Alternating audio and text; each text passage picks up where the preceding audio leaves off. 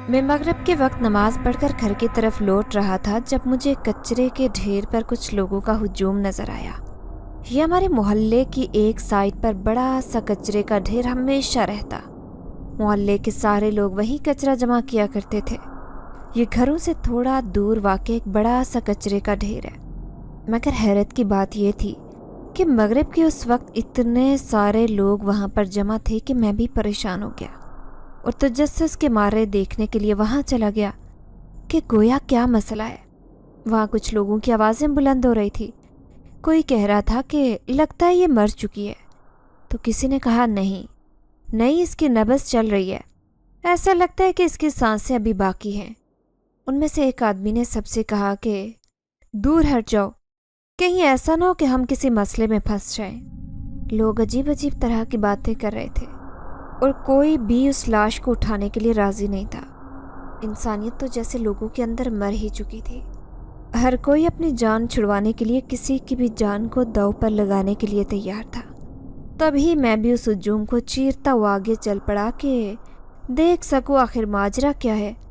तभी मेरी नज़र सामने उस लड़की के वजूद पर पड़ी। लाल दुपट्टे की झलक दिखाई दी।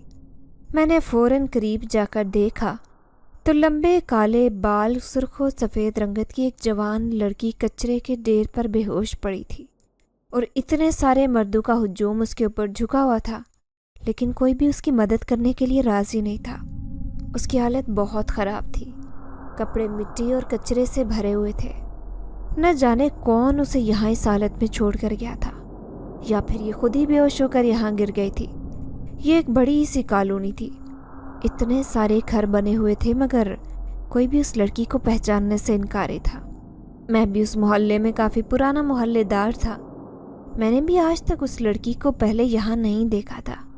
मेरा दिल उसकी हालत देखकर भर आया। मैंने धीरे से उसे जगाने की कोशिश की मगर कोई रद्द-ए-अमल न आया। उसकी नब्ज़ देखकर इत्मीनान हुआ कि वो अभी भी जिंदा है।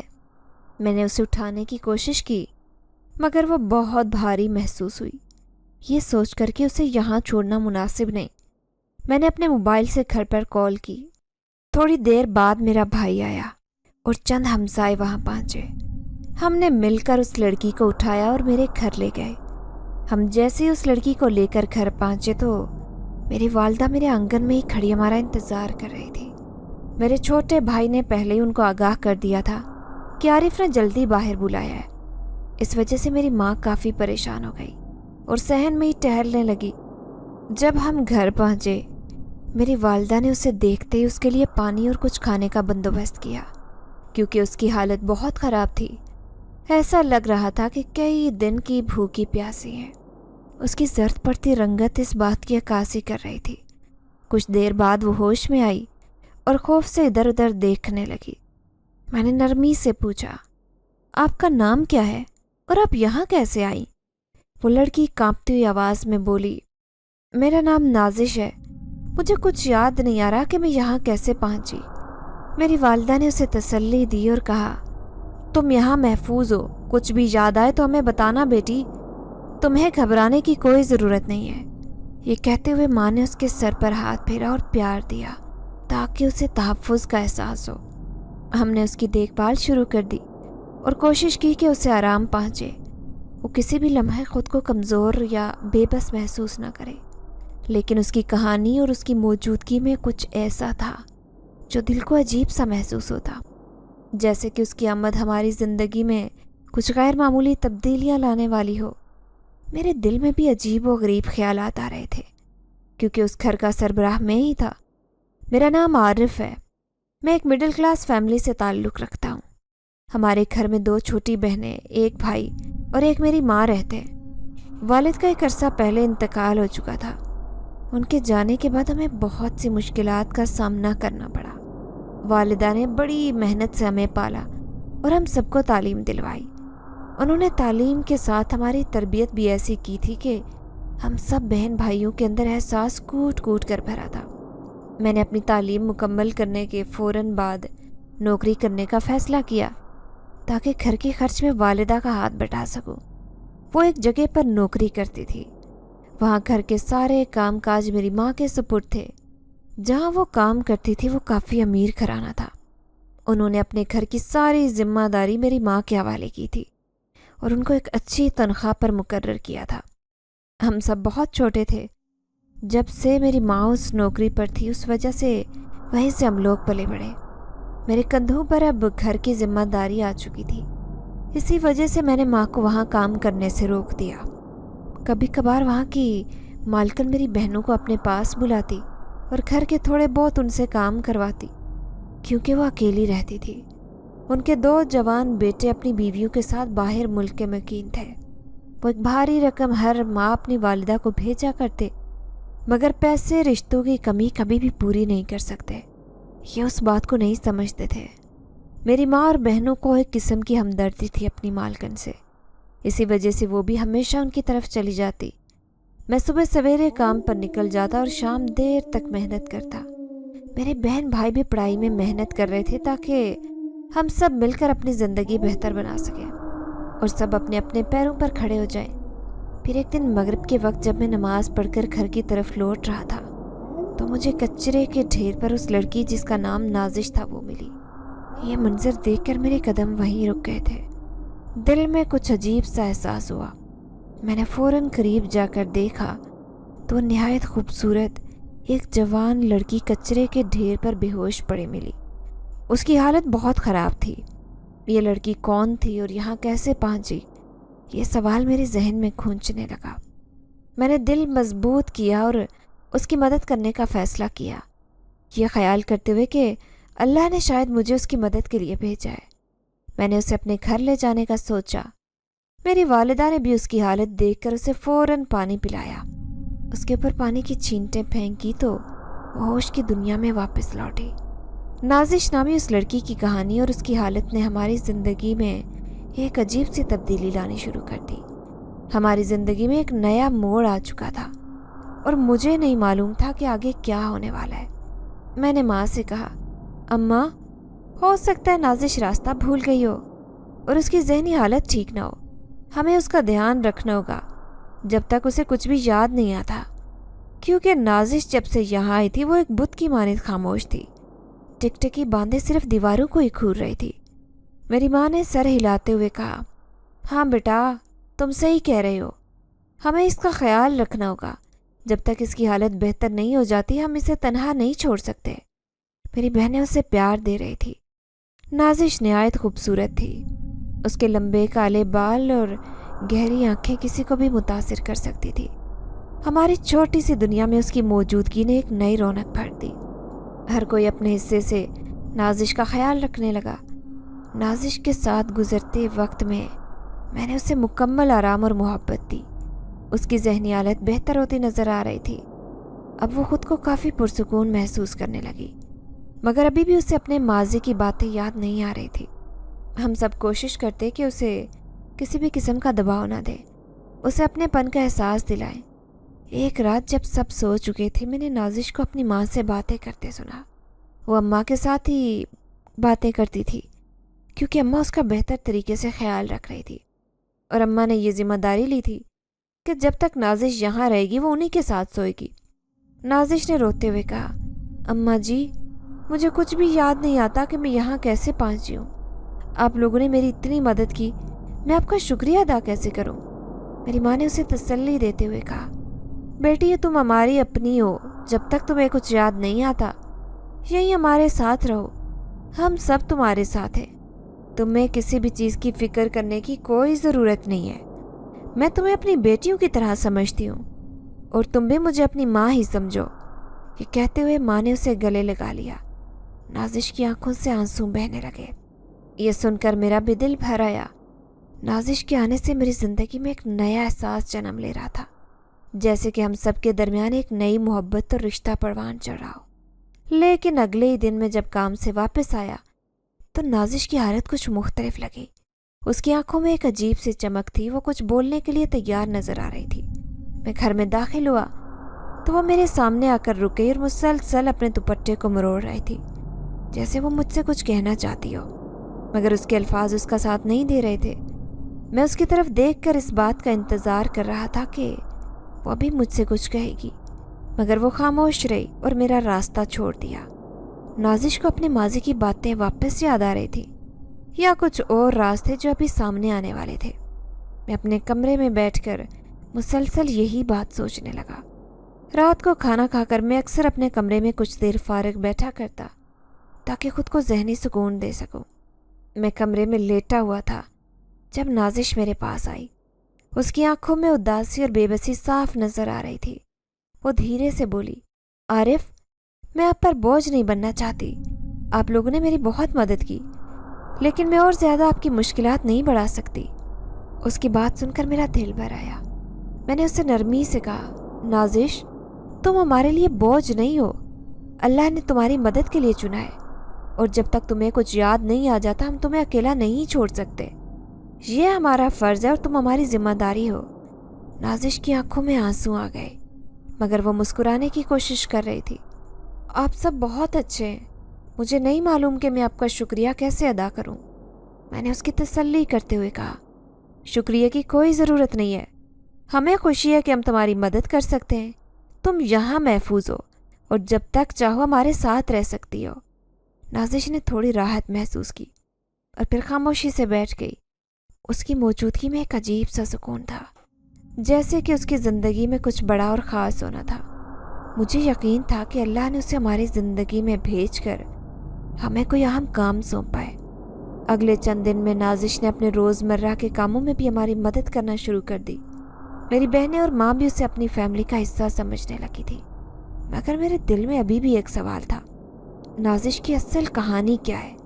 वो हमारी ज़िंदगी में क्यों आई? क्या कोई इस मुकद्दर का खेल था या उसके पीछे कोई और राज छुपा था? मेरी बहनें जल्दी नाजिश के साथ घुल मिल गई थी, लेकिन कहीं ना कहीं मेरे दिल में ये खौफ भी महसूस हो रहा था, क्या मैंने नाजिश को यहाँ लाकर कोई गलती तो नहीं कर दी जिससे मेरे घर वालों को नुकसान हो? रात के वक्त मैं मुसलसल उसके बारे में सोच रहा था जब दरवाजे पर हल्की सी दस्तक हुई। नाजिश अंदर आई। वह फौरन अपनी जगह से उठ बैठा और पूछा, आप इस वक्त यहाँ? नाजिश ने नरमी से कहा, मैं जानती हूँ आप मुझे यहाँ लाकर पछता रहे। यह सुनकर मैं हैरत से उसे देखने लगा। ये बात तो मैंने सिर्फ अपने दिल में दबी रखी थी, इसको कैसे पता चल गया? मैं अपनी सोचों पर शर्मिंदगी महसूस करने लगा। मैंने हिचकिचाते हुए पूछा, तुम्हें कैसे पता चला कि मैं क्या सोच रहा हूँ? नाजिश ने एक लम्हे के लिए खामोशी इख्तियार की, फिर बोली, आरिफ, कभी कभी हम उन लोगों के जज्बात और उनके ख्यालात को महसूस कर लेते हैं जिन्होंने हमारी मदद की हो। आपकी परेशानी और खौफ में समझ सकती हूँ। मैंने शर्मिंदगी से सर झुका लिया। मुझे माफ़ कर दो नाजिश, मेरा ये मतलब नहीं था कि मैं तुम्हें यहाँ लाकर पछता रहा हूँ। बस तुम्हारी हालत और हमारी जिम्मेदारियाँ देखकर दिल में खौफ पैदा हो गया था। तुम जानती हो मैं 2 जवान बहनों का भाई हूँ। नाजिश ने मुस्कुराते हुए कहा, मैं समझ सकती हूँ, आपने जो कुछ भी किया वो इंसानियत के नाते किया। मैं आपकी शुक्रगुजार हूँ। अगर मैं किसी भी तरह आपकी मदद कर सकती हूँ तो मुझे खुशी होगी। मैंने उससे कहा, आप इस वक्त जाकर आराम करो, कोई भी मदद की ज़रूरत नहीं है। वो मुस्कुरा कर चली गई। अगली सुबह मैंने अपनी बहन को आवाज़ दी, शहनाज, मेरे कपड़े इस्त्री कर दो, मुझे देर हो रही है। वो शायद उस वक्त छत पर कपड़े सुखाने गई थी। अम्मा भी अपने कमरे में थी। अचानक से नाजिश मेरे सामने मेरा इस्त्रीशुदा जोड़ा लेकर पेश हुई। मैंने उससे कहा, आपको तकलीफ़ करने की क्या ज़रूरत थी? शहनाज कर देती। वो कहने लगी, नहीं नहीं, इसमें तकलीफ़ की बात नहीं है। मैं भी इस घर का एक फ़र्द हूँ और मुझ पर यह फ़र्ज़ है कि मैं आप लोगों के काम आ सकूँ। मैं उससे कहने लगा, आपकी तबीयत अभी कुछ ठीक नहीं है, आपको यूँ घर के कामकाज में हाथ नहीं डालना चाहिए। मेरी बहनें हैं, वो कर देंगी। नाजिश की इस कदर मेहरबानी देखकर मेरा दिल उसकी तरफ माइल होने लगा।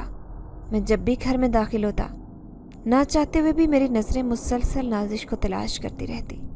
अब जब नाजिश का दिया हुआ इस्त्री किया हुआ जोड़ा पहनकर काम पर गया तो मुसलसल मैं अपने जोड़े को देख रहा था। नाजिश ने मेरे लिए इतना तकल्लुफ़ किया था। मैं अपने जज्बात पर काबू पाना चाहता था, मगर ये मेरे इख्तियार में नहीं था। शाम को मैंने कुछ फल वगैरह लिए और कुछ चीज़ें, ताकि नाजिश को शुक्रिया अदा कह सकूं। मैं जैसे ही घर में दाखिल हुआ तो घर में कोई भी मौजूद नहीं था। सामने ही सहन में चारपाई पर नाजिश घुटनों में मुंह दिए बैठी थी। मैंने वो सामान जाकर सामने रखा और कहा, आप यहाँ उदास क्यों बैठी हैं? बाकी घर वाले कहाँ हैं? وہ کہنے لگی آپ کی امی اور بہنیں محلے کی خالہ کے پاس عیادت کو گئی ہیں۔ میں نے فوراً اس سے کہا آپ بھی چلی جاتی، آپ کا دل بھی بہل جاتا، یہاں اکیلے بیٹھ کر آپ نے کیا کرنا تھا۔ تبھی وہ کہنے لگی امی نے کہا تھا مگر میں نے خود ہی منع کر دیا، مجھے کہیں نہیں جانا، مجھے اکیلے رہنے کی عادت ہے۔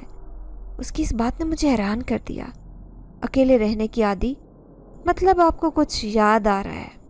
یہ سنتے ہی نازش کے چہرے پر پریشانی واضح ہو گئی، جیسے میں نے اس کی کوئی چوری پکڑ لی ہو۔ اس نے فوراً بات کو بدل دیا، نہیں مطلب میں اکیلا رہنا زیادہ پسند کرتی ہوں، مجھے لوگوں کے ہجوم سے کوفت محسوس ہونے لگتی ہے اور میرا دل گھبرانے لگتا ہے۔ وہ فوراً وہاں سے اٹھی اور کہنے لگی میں آپ کے لیے ابھی کھانا گرم کر کے دیتی ہوں۔ میں ہاتھ منہ دھو کر کمرے میں بیٹھ گیا۔ تبھی نازش میرے لیے کھانا لے کر آئی اور وہیں صوفے پر بیٹھ گئی۔ میں کھانا کھاتے ہوئے بار بار اس کی طرف دیکھنے لگا۔ میری نیت میں کوئی کھوٹ نہیں تھا، نہ جانے کیوں نازش میں ایک عجیب سی کشش تھی جو کسی کو بھی اپنی طرف مائل کر سکتی تھی۔ نازش کی آنکھیں بڑی بڑی اور گہری تھیں۔ میں نے نازش کی طرف دیکھتے ہوئے کہا آپ کے لیے کچھ سامان لایا ہوں، آپ دیکھ لیں۔ وہ کہنے لگی اس تکلف کی کیا ضرورت تھی؟ تب میں نے اس کی طرف دیکھتے ہوئے کہا کہ آپ نے میرے لیے میرا جوڑا استری کیا تھا تو شکریہ، اس کا بنتا تو ہے۔ یہ کہتے ہوئے میں نے بطور خاص اس کا چہرہ دیکھا، لیکن اس کے چہرے پر کوئی خاص تاثرات نہیں تھے۔ تو میں نے کچھ ہی دیر میں کھانا ختم کیا اور نازش برتن اٹھا کر لے گئی۔ اس کے جانے کے بعد بھی میں اسی کے بارے میں سوچ رہا تھا۔ مجھے ابھی بھی یہی محسوس ہو رہا تھا جیسے وہ میرے آس پاس اور قریب ہی کہیں موجود ہے۔ نہ جانے اس لڑکی میں ایسی کیا خاص بات تھی کہ میرا دل آہستہ آہستہ اس کی طرف مائل ہو رہا تھا۔ کچھ ہی دیر میں میری ماں اور بہنیں بھی آ گئی اور جب انہوں نے مجھے گھر پر دیکھا تو کہنے لگیں آج تم جلدی آ گئے۔ میں نے اماں سے یہی کہا جی اماں، آج کام جلدی ختم ہو گیا تھا اور کچھ میں پھل وغیرہ لے کر آیا ہوں، نازش کو بھی دے دیجیے گا۔ میں نے جب ایسے کہا تو میں نے ایک دم چونک کر مجھے دیکھا اور کہنے لگی بیٹا میں نازش کو ہر چیز دیتی ہوں اور ویسے بھی اس کے اوپر کوئی روک ٹوک نہیں ہے، اسے جو چاہیے ہوتا ہے وہ لے لیتی ہے۔ تم نے بطور خاص ایسا کہا، مجھے اچھا نہیں لگا۔ اماں نے جب یہ بات کی تو میں تھوڑا شرمندہ ہو گیا، تاہم میں نے انہیں یہی کہا کہ وہ ہماری مہمان ہے اور اس کا خیال رکھنا ہمارا فرض ہے۔ اسی وجہ سے میرے منہ سے نکل گیا، ورنہ ایسی کوئی بات نہیں۔ لیکن اماں کا مزاج تبدیل نہیں ہوا، انہیں ابھی تک اسی بات پر غصہ تھا۔ تاہم میں نے بھی ان کے غصے کو اہمیت نہیں دی اور گھر سے باہر نکل آیا۔ اس وقت میرا ارادہ تھا کہ کچھ دیر اپنے دوستوں کے ساتھ بیٹھ کر اور پھر واپس آ کر سو جاؤں گا۔ کچھ دن اسی طرح گزرے تھے۔ نازش ابھی بھی ہمارے گھر تھی اور اسے کچھ بھی یاد نہیں آیا۔ ایک دن جب میں گھر لوٹا تو اس وقت نازش کچن میں کھڑی کھانا بنا رہی تھی۔ میں بے حد حیران ہوا کیونکہ ہمارے ہاں تو یہ رواج ہی نہیں تھا کہ مہمانوں سے کام کروایا جائے۔ مجھے ایک دم غصہ آ گیا اور میں سیدھا اماں کے پاس پہنچ گیا۔ اماں یہ کیا حرکت ہے؟ آپ نے نازش کو گھر کے کاموں پر لگا دیا ہے؟ وہ کچن میں کھڑے ہو کر کھانا بنا رہی ہے، آخر وہ مہمان ہے، کچھ تو خیال کریں۔ میں نے اماں سے جب یہ کہا تو وہ کہنے لگی ارے میں نے اسے نہیں کہا، وہ تو خود ہی اپنی مرضی سے کھانا بنا رہی ہے، اس کا کہنا ہے کہ آج وہ ہم سب کو بنا کر کھلائے گی۔ اب تم بتاؤ میں اسے کیسے منع کرتی؟ حالانکہ میں تو اسے 2-3 بار کہہ چکی ہوں کہ تم مت بناؤ، تم مہمان ہو، لیکن وہ نہیں مانی۔ اماں نے جب مجھے یہ کہا تو میں ان کی طرف دیکھتا رہ گیا۔ کہا کہ آپ کو چاہیے تھا کہ زبردستی اسے روک لیتی، ایسے مناسب نہیں لگتا۔ میں نے جھنجھلاہٹ بھرے انداز میں اماں کو کہا تو وہ بھی غصہ ہو گئی اور کہنے لگی کیا تمہارے خیال میں نے اسے منع نہیں کیا ہوگا؟ میں نے اسے بہت روکا لیکن وہ باز نہیں آئی، تو پھر میں کیا کر سکتی ہوں؟ اماں نے بھی بغیر کسی لگی لپٹے کہہ دیا تو میں خاموش ہو گیا، لیکن مجھے اس بات پر غصہ آ رہا تھا کہ اماں نے اچھا نہیں کیا۔ کچھ ہی دیر بعد اماں کی آواز سنائی دی۔ وہ کہہ رہی تھی کہ نازش چھت پر جاتی ہے اور اکیلے باتیں کرتی ہے، مجھے بہت عجیب لگتا ہے اور خوف زدہ کرتا ہے، نہ جانے کس سے باتیں کرتی ہے اور کیا باتیں کرتی ہے۔ اماں نے جب مجھے یہ کہا تو میں ان کی طرف دیکھتے ہوئے کہنے لگا اماں آپ نے جو نازش کے خلاف ماس کھول لیا، کہ آپ کو ذرا بھی اندازہ ہے کہ اس پر کیا بیت رہی ہے؟ وہ یہاں پر کسی کو نہیں جانتی، کسی کو پہچانتی نہیں ہے، हमारे घर में वो एक पनाह गज़ीन बनकर रह रही है, उसे एक दिन वापस चले जाना है, और आप कह रही हैं कि वो छत पर जाकर किसी से बातें करती है। मैं कैसे इस बात का यकीन कर लूँ? मैंने जब अम्मा से ये कहा तो अम्मा दुख भरी नज़रों से मेरी तरफ देखने लगी और कहने लगी, आरिफ, तुम पहले तो ऐसे नहीं थे, पहले तो तुम मेरी हर बात पर यकीन करते थे, अब तुम्हें क्या हो गया है? अम्मा ने जब मुझे ये कहा तो मैं बेख्तियार उनसे नज़रें चुरा गया और उठकर बाहर आ गया। वाकई ये मुझे क्या होता जा रहा था? मैं जो अम्मा की हर बात पर अमीन कहता था, अब एकदम से दिलो दिमाग में ये कश्मकश चल पड़ी। बेशक मेरा दिल नाजिश की तरफ मायल हो रहा है, लेकिन इसका ये मतलब हरगिज़ नहीं कि मैं अपनी माँ और बहनों के साथ इस तरह बदतमीज़ी करूं। मैं खुद को डपट रहा था, लेकिन अम्मा की इस बात पर यकीन करने को भी दिल नहीं चाह रहा था कि नाजिश अकेले में छत पर जाकर कुछ बातें करती है। वो किससे बातें करेगी? उसे तो अपने माजी के बारे में कुछ भी याद नहीं है। वो कुछ नहीं जानती कि वो कहाँ से आई है, क्या थी, कौन थी। और अब अम्मा जिस तरह की बातें उसके बारे में कर रही हैं, मेरा उन पर यकीन करने को दिल नहीं चाह रहा। मैं उसी कश्मकश में मुब्तला चुपचाप अपने कमरे में लेट गया। अभी कुछ ही देर गुजरी थी कि नाजिश मुझे खाने के लिए बुलाने आई, जबकि मैंने उससे कहा कि तुम खाना क्यों पका रही थी? अम्मा को कह दिया होता, लेकिन वह सादा लहजे में कहने लगी, तो क्या हुआ, मैंने बना लिया, चले आए मिलकर खाना खाते हैं। ये कहते हुए नाजिश कमरे से बाहर निकल गई तो बादिल नखास्ता उठकर मुझे भी बाहर आना पड़ा। मैं अम्मा से नज़रें चुराता हुआ दस्तरखान पर बैठ गया। बेशक नाजिश ने अच्छा खाना बनाया था और खाते हुए बहुत मज़ा आ रहा था। मैंने उसकी तारीफ़ की और इस इनाम के तौर पर कुछ रकम भी दी, जबकि वो सादगी से कहने लगी, अरे मुझे इन पैसों की ज़रूरत नहीं है, मैंने तो अपनी खुशी से खाना बनाया है। ये कहते हुए वो सादगी से उठ खड़ी हुई। नाजिश ने खाना बहुत कम खाया था, जबकि मैंने तो डट कर खाया। गैर मामूली तौर पर अम्मा और मेरी दोनों बहनों के चेहरे उतरे हुए थे और उनके लबों पर खामोशी थी। मैं जानता था कि उसका पस मंज़र क्या है, लेकिन अभी फ़िलहाल मैं कुछ भी कहने की पोजीशन में नहीं था। दिन ब दिन नाजिश के लिए मेरे दिल में मोहब्बत बढ़ रही थी और ऐसा लग रहा था जैसे वो मेरे दिल की मकीन बनती जा रही है। लेकिन अम्मा और बहनें अक्सर ही मुझे उसके बारे में कुछ न कुछ कहती नज़र आती। यूँ लगता जैसे वो जानबूझकर ऐसा कर रही हैं। उन्हें यूँ लगता कि शायद मैं नाजिश की तरफ मायल हो रहा हूँ। इसी वजह से वो जानबूझकर मेरे दिल में उसके खिलाफ नफरत पैदा कर रही थी। एक दिन जब मैं घर आया तो नाजिश ने नीले रंग का सूट पहना था। वो बहुत खूबसूरत लग रही थी, शायद मेरी ही किसी बहन का था। उसने अपने आगे कपड़ों का ढेर लगाया था और कपड़े धो रही थी। उसे काम करता देखकर मुझे इस पर गुस्सा चढ़ गया। मैंने फ़ौरन अम्मा से पूछा, अम्मा ये क्या नाजिश को इतने ज़्यादा कपड़े धोने के लिए दिए हैं? क्या आपको मैंने मना भी किया है कि वो मेहमान है, उसे काम के लिए मत कहें? आपने तो उसे मुलाजमत समझ लिया और घर के काम करवाने शुरू कर दिए। मैंने अम्मा को अच्छा खासा सुना दिया, जबकि अम्मा ने किधर गुस्से से मेरी तरफ देखते हुए कहा कि अरे मैंने उसे नहीं कहा, वो अपनी मर्जी से धो रही है। कपड़े धोने के लिए तो शहनाज बैठी थी, लेकिन उसने शहनाज को उठा लिया, ये कहते हुए कि आप कुछ और कर लें, कपड़े मैं धोती हूँ। अब तुम ही बताओ, हम इसे मना करते हैं तो वो गुस्सा करती है कि शायद मुझे अभी तक अपना नहीं समझा, इसीलिए उसे इस तरह का सलूक कर रहे हैं। मैंने तुम्हें पहले भी कितनी दफ़ा बताया है कि नाजिश छत पर जाती है, वहाँ किसी से बातें करती है, लेकिन तुम मेरी बात का यकीन नहीं कर रहे। मैंने कल दोबारा उसे किसी से बातें करते सुना है, न जाने किसका नाम लेकर बातें करती है। तुम खुद समझदार हो, मेरे घर में जवान बेटियां हैं, मैं इस तरह कोई भी बदनामी बर्दाश्त नहीं कर सकती।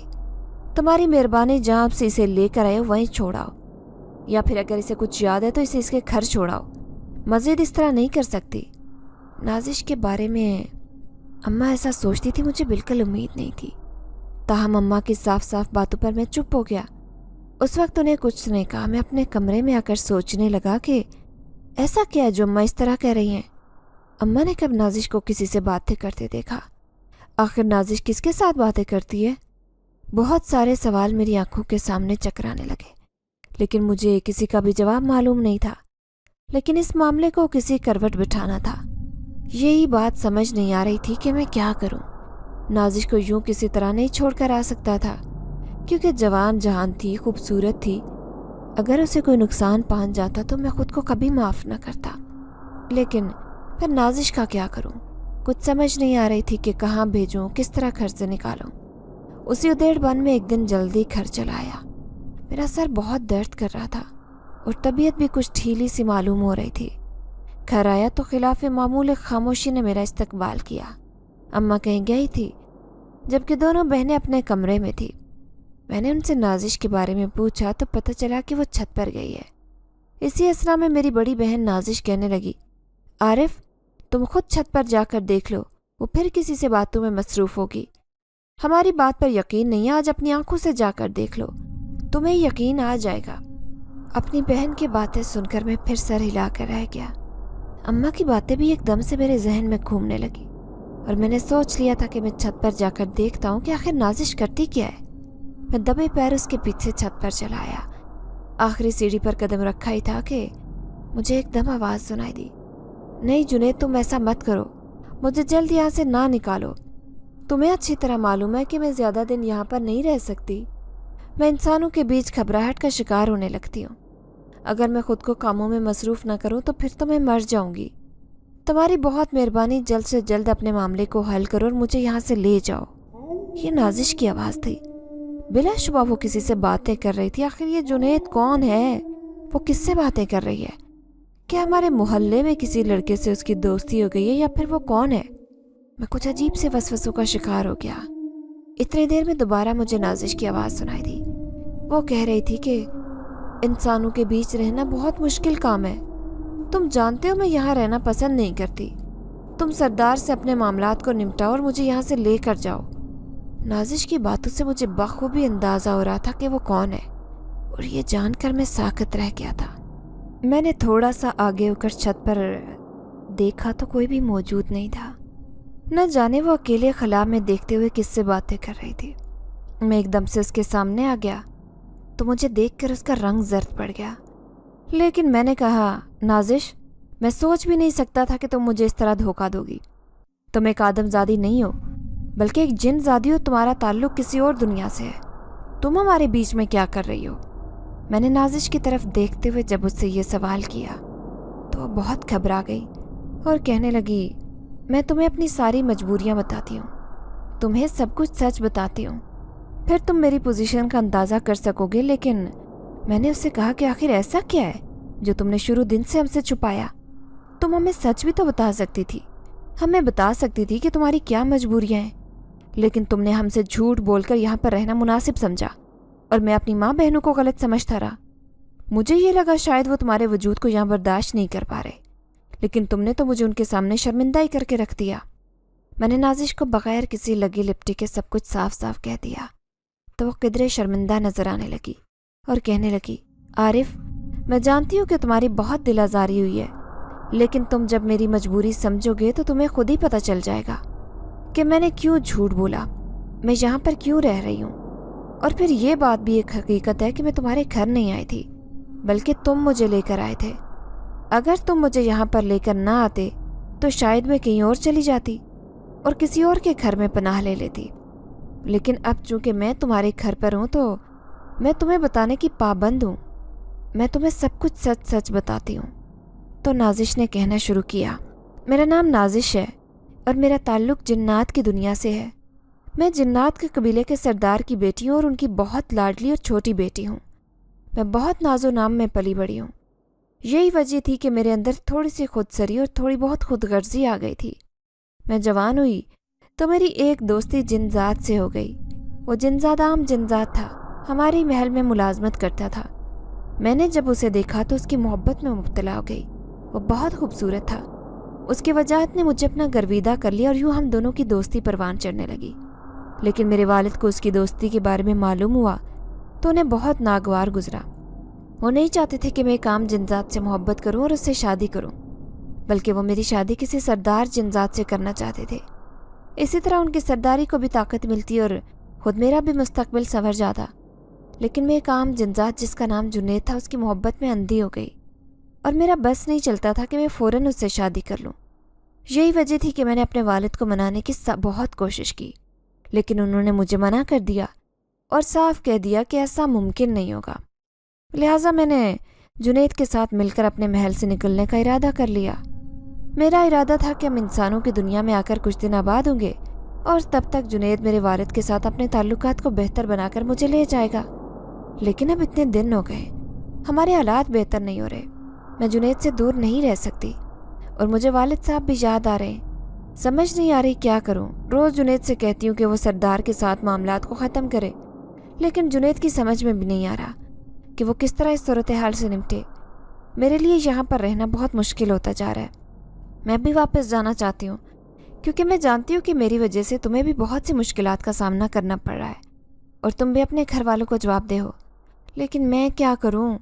جب تک جنید مجھے یہاں سے لے کر نہیں جائے گا میں واپس نہیں جا سکتی۔ نازش کی یہ ساری کہانی سن کر میں دم بخود رہ گیا۔ مجھے یقین نہیں آ رہا تھا کہ وہ اس طرح سے بھی سچ چھپا کر یہاں رہے گی۔ تاہم میں نے اسے کچھ بھی نہیں کہا۔ کیا کہتا کہ تم نے مجھ سے سچ کیوں چھپایا، اور یہ کہ ہمارے گھر میں تمہارے لیے کوئی جگہ نہیں۔ ابھی تو میرا ذہن یہ سب سوچ کر بہت الجھ گیا۔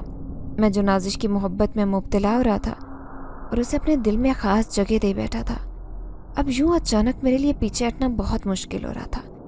تاہم میں چپ چاپ نیچے اتر آیا اور اپنے کمرے میں چلا گیا۔ میرا سر کا درد پہلے بھی بڑھ گیا تھا، اب مجھے یہ باتیں سوچ کر مزید پریشانی ہو رہی تھی۔ مجھے اماں سے بھی شرمندگی ہو رہی تھی۔ میں انہیں کتنا غلط سمجھتا رہا اور ان کے بارے میں کتنا غلط سوچتا رہا، جبکہ وہ مجھے جو کچھ بتاتی رہی وہ سچ تھا۔ نازش کے بارے میں انہیں کچھ بھی معلوم ہو چکا تھا، انہوں نے مجھے خبردار بھی کیا تھا، لیکن میں نازش کی محبت میں سب کچھ سمجھ نہیں سکا، بلکہ الٹا اماں کو ناراض کر بیٹھا۔ مجھے اپنے آپ سے کوفت ہو رہی تھی، مجھے خود پر غصہ آ رہا تھا۔ اسی لیے اماں جیسے ہی واپس آئی تو میں فوراً ان کے پاس چلا گیا اور جا کر معافی مانگی، ان کے قدموں میں بیٹھ گیا۔ ایک ماں ہونے کا ثبوت دیتے مجھے انہوں نے فوراً معاف کر دیا اور اپنے سینے سے لگا لیا۔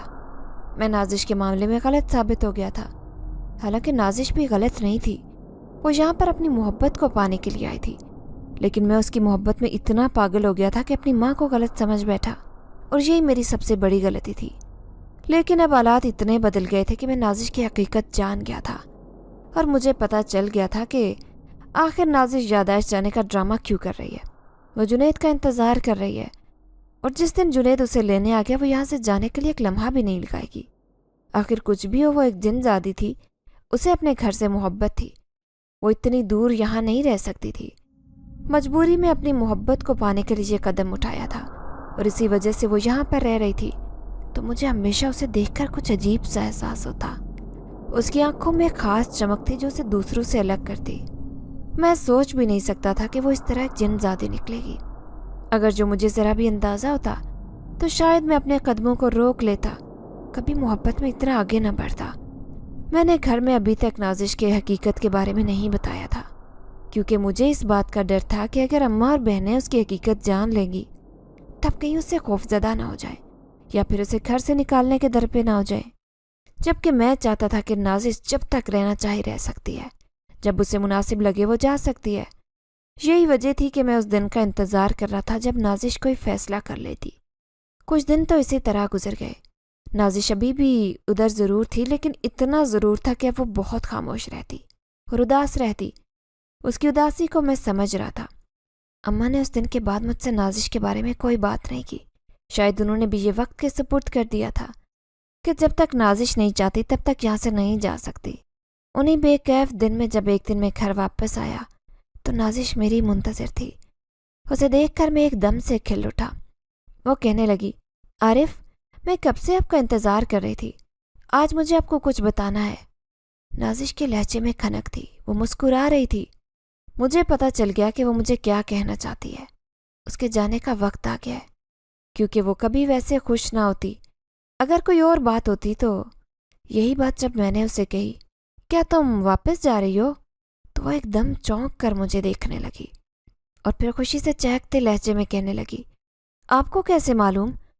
تو میں نے اس کے چمکتے چہرے سے نظریں چراتے ہوئے کہا، تمہارا لہجہ اور چہرے کی خوشی سب بتا رہی ہے۔ یہ سن کر نازش مسکرا دی اور کہنے لگی، آپ مجھے اچھی طرح سے جانتے ہیں۔ دراصل آج جنید آیا تو اس نے مجھے یہ خبر دی کہ والد صاحب مجھ سے بہت اداس ہیں، میری جدائی میں بیمار پڑ گئے۔ اسی وجہ سے جنید کے ساتھ میری شادی کی حامی بھر لی ہے، اور وہ چاہتے ہیں کہ میں جلد واپس آ جاؤں اور آ کر شادی کی تیاری کروں۔ جنید کے ساتھ ان کے معاملات ٹھیک ہو گئے ہیں۔ والد صاحب کی بیماری کا سن کر میں بہت بے چین ہو گئی ہوں۔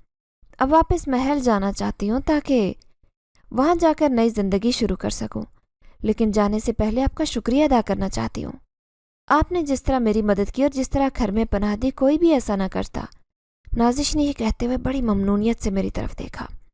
میں نے آہستہ آواز میں اسے کہا، نہیں، احسان کیسا، یہ تو میرا فرض تھا، اور تمہیں جب بھی میری مدد کی ضرورت پڑے تو تم مجھے پکار سکتی ہو، میں حاضر ہوں۔ میں نے نازش سے یہ کہتے ہوئے اس کے چہرے کی طرف دیکھا اور صرف چند لمحوں کے بعد اپنی نظریں ہٹا لی، کیونکہ میں جان گیا تھا کہ نازش اب پرائی ہو چکی ہے، اسے واپس جانا ہے۔ میں اب اپنے دل کو مزید دھوکہ نہیں دینا چاہتا اور نہ ہی دل کو پریشان کرنا چاہتا تھا۔ نازش بھی میری ماں اور بہنوں سے مل چکی تھی، اماں بھی اس سے بہت اداس تھی، کیونکہ انہیں بھی اب نازش کی عادت ہو چکی تھی۔ جس طرح وہ یہاں اتنے دن رہی بغیر کوئی نخرہ کیے اس گھر میں گزارتی رہی، اماں سوچ بھی نہیں سکتی تھی کہ ایک لڑکی اس طرح ہمارے گھر میں رہ سکتی ہے۔ نازش کے جانے کے بعد اماں نے جب مجھ سے پوچھا کہ وہ کہاں گئی ہے اور کیا اسے اپنے بارے میں سب یاد آ گیا ہے، تو پھر میں نے اماں کو نازش کے متعلق سب سچ بتا دیا، جو مجھے کچھ ہی دن پہلے معلوم ہوا تھا، جسے سن کر اماں حیران پریشان رہ گئی اور کہنے لگی، میں نے تو کبھی سوچا بھی نہیں تھا کہ نازش ایک جن زادی ہوگی، اور ایسا کبھی مجھے گمان نہیں ہوا۔ وہ ہمارے پاس بیٹھی ہوتی، باتیں کرتی، تو ایک لمحے کو بھی کبھی محسوس نہیں ہوا کہ وہ جن زادی ہے۔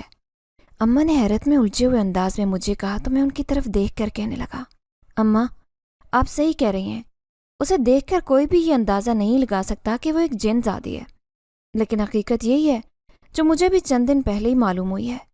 میں نے اماں کو تسلی دیتے ہوئے کہا اور پھر اٹھ کھڑا ہوا۔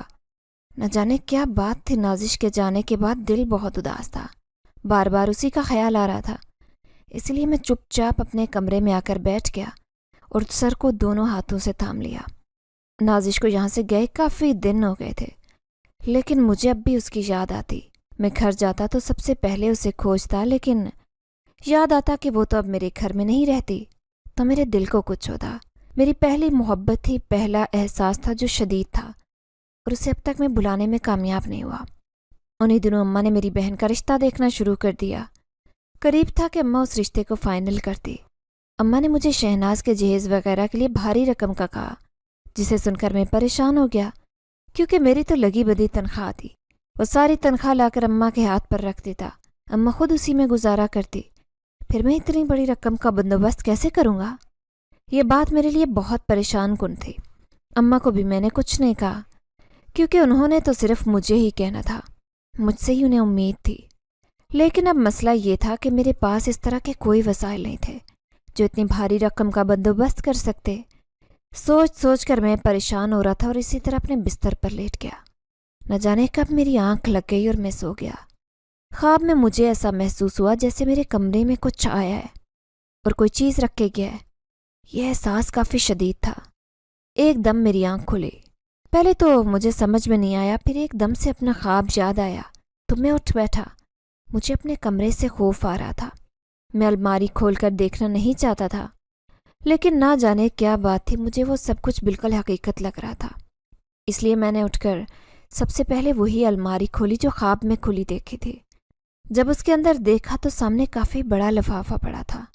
کھول کر دیکھنے پر معلوم ہوا کہ اس کے اندر تو بہت بڑی رقم موجود ہے۔ آخر یہ یہاں کون رکھ گیا ہے؟ کس نے رکھا ہے؟ میں لفافہ ہاتھ میں پکڑتے ہوئے سوچ رہا تھا، لیکن مجھے سمجھ نہیں آ رہی تھی کہ آخر اس کے پیچھے کون ہے، کون اتنا مہربان ہے جو اتنی بڑی رقم یوں ہی رکھ کر گیا۔ میں رقم ہاتھ میں تھام کر سوچتا رہ گیا، لیکن مجھے کوئی سمجھ نہیں آ رہی تھی کہ یہ رقم کہاں سے آئی ہے۔ میں نے رقم کو اسی طرح الماری میں رکھ کر بند کر دیا۔ 2 دن کے بعد جب میں کام سے واپس آیا تو تھوڑی دیر بعد نازش چلی آئی۔ اسے اچانک سامنے دیکھ کر حیران رہ گیا۔ وہ بہت خوبصورت لگ رہی تھی اور بہت خوش دکھائی دے رہی تھی۔ اسے دیکھ کر ہی اندازہ ہو رہا تھا کہ جیسے اس کی شادی ہو چکی ہے۔ میں اچانک اسے سامنے دیکھ کر حیران رہ گیا۔ ارے نازش، تم ٹھیک تو ہو؟ وہ مسکرا دی اور کہنے لگی، ہاں میں بالکل ٹھیک ہوں، میں آپ لوگوں سے ملنے آئی تھی۔ میری شادی ہو چکی ہے اور میں اپنے گھر میں بہت خوش ہوں۔ آپ سب کا شکریہ ادا کرنے آئی تھی۔ جس طرح آپ لوگوں نے میری مدد کی اور مجھے اپنے گھر میں پناہ دی، میرے لیے یہ بہت بڑی بات ہے۔ نازش نے جب یہ کہا تو میں اسے دیکھتا رہ گیا۔ تاہم جب وہ جانے لگی تو اس نے مجھے کہا، اس دن میں نے آپ کے لیے وہاں پر الماری میں رقم رکھی تھی، کیا آپ کو مل گئی تھی؟ نازش نے جب یہ کہا تو میں ایک دم چونک اٹھا اور اس سے پوچھا، کیا تم نے وہ رقم رکھی تھی؟ تو وہ کہنے لگی، جی میں نے رکھی تھی، کیا آپ کو مل گئی؟ اس کے کہنے پر میں نے ہاں میں سر ہلا دیا اور کہا، ہاں وہ مجھے مل گئی تھی، مجھے تو معلوم ہی نہیں تھا کہ تم رکھ کر گئی ہو، آخر اتنی بڑی رقم کیوں رکھی ہے؟ میں نے جب نازش سے پوچھا تو وہ کہنے لگی، دراصل مجھے سمجھ نہیں آ رہی تھی کہ میں کس طرح آپ کو شکریہ ادا کروں، اور یہاں رہ کر میں آپ کے حالات جانتی تھی، اسی لیے وہ رقم میں یہاں پر رکھ گئی تھی کہ شاید آپ کو اس سے آپ کی کوئی مدد ہو سکے۔ نازش نے جب یہ کہا تو میں ممنون نظروں سے اسے دیکھتا رہ گیا، کیونکہ وہ رقم اتنی زیادہ تھی کہ میرے بہت سارے مسئلے بڑی آسانی سے حل ہو سکتے تھے، اور آج اس واقعے کو گزرے ہوئے 5 برس ہو چکے ہیں۔ میں نے نازش کی مدد سے اپنی بہنوں کی شادیاں کر دی تھی اور اپنے بھائی کو بھی پڑھایا اور اپنے گھر کو ٹھیک کروایا، اور اماں آج کل میرے لیے بھی لڑکیاں دیکھ رہی ہیں، لیکن میرا شادی کرنے کا بالکل ارادہ نہیں ہے، کیونکہ نہ جانے کیا بات ہے۔ میں جب بھی شادی کا سوچتا ہوں، میں جب بھی شادی کے بارے میں سوچتا ہوں تو نازش کا خیال ہی میری آنکھوں کے سامنے آ جاتا ہے اور دل اس کی محبت میں بھیگ سا جاتا ہے۔